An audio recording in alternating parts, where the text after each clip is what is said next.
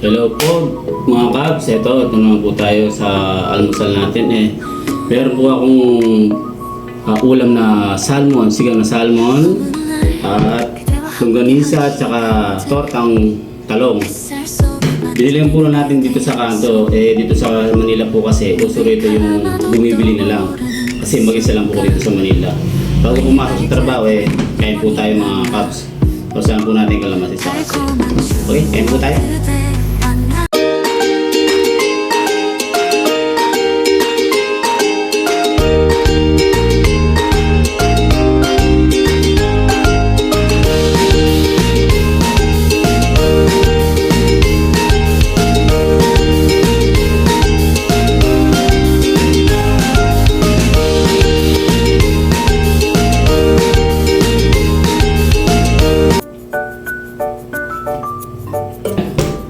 Tapos na po tayo kumain mga kabs.